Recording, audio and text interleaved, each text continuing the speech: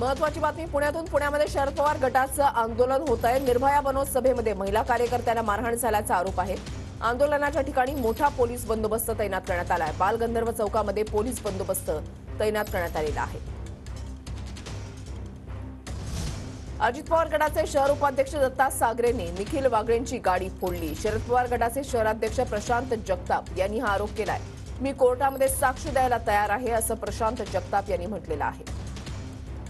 तर अजित पवार गटाच्या दत्ता सागरेंनी निखिल वागळे यांची गाडी फोडली असा आरोप जो आहे तो शरद पवार गटाच्या शहराध्यक्षांकडून या ठिकाणी केला गेलेला आहे। मी कोर्टामध्ये साक्ष द्यायला तयार आहे असं म्हणतायत प्रशांत जगताप। तरी आता थेट दृश्य आपण पाहताय। आंदोलन ज्या ठिकाणी केले जाणार आहे त्या ठिकाणी पोलिसांचा बंदोबस्त जो आहे तो आता सध्या ठेवण्यात आलेला आहे। महिला कार्यकर्त्यांना मारहाण झाल्याचा आरोप जो आहे तो करण्यात आलेला आहे आणि त्यामुळे ज्या ठिकाणी आता आंदोलन होत आहे त्या ठिकाणी पोलिसांचा बंदोबस्त ठेवण्यात आलाय।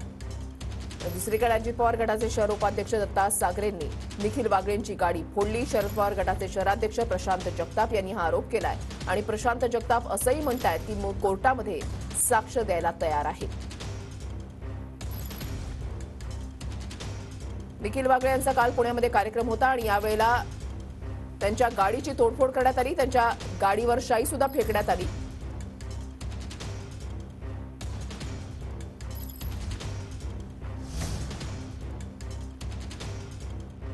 आता कालचा जो प्रकार घडला तो ठरवून करण्यात आला 100% ठरवून करण्यात आला होता।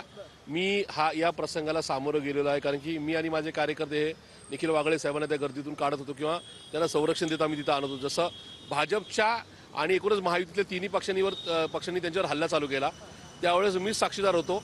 आम्हालाही मारहाण करण्याचा प्रयत्न झाला पण मी या ठिकाणी राजकीय कार्यकर्ता म्हणून 27 वर्ष पुण्यामध्ये आहे। मी या ठिकाणी जबाबदारीने सांगू इच्छितो काल निखिल वागळे साहेबांचा मर्डर्स करण्याचा या सगळ्यांचा प्रयत्न होता। ज्या पद्धतीने 100 लोकांच्या हातात विटा होत्या, एक विट मारल्यानंतर त्या काचा फोडल्यानंतर पण सातत्याने त्या गाडीमध्ये नका दगड मारली जात होती किंवा विटा मारल्या जात होत्या, हे कुठेतरी पुणेकरांना शोभनीय नाही। ज्यावेळेस मी त्या साने गुरुजी भवनला कार्यक्रमाच्या ठिकाणी होतो मला पहिला कॉल आला आमच्या कार्यकर्त्याचे की दादा हल्ले चालू झालेत। त्याच वेळेस मी तिथल्या पोलिसांना सांगितलं की तिकडे पलीकडे हल्ले चालू आहेत। मी 2 व्हीलर काढून माझ्या कार्यकर्त्यांना घेऊन तिकडे निघालो। त्याच वेळेस पोलिसांनी जर जास्तीची कुमक तिकडे पाठवली असती तर कालचा हा भयानक प्रकरण घडला नसता। मला पुणे पोलिसांना काही दोष द्यायचा नाही पण इथून पुढे पुणे पोलिसांनी महायुतीतल्या राजकारणामध्ये किंवा या राज्याच्या सरकारचं किती ऐकायचं हे सुद्धा ठरवलं पाहिजे। दादांच्याच पक्षाचे एक वरिष्ठ उपाध्यक्ष दत्ता सागरे त्यांनीच निखिल वागळेंवर हल्ला केला। मी तर कोर्टात पण साक्ष द्यायला तयार आहे। त्यांनी आमच्याही कार्यकर्त्यांवर हल्ला केला।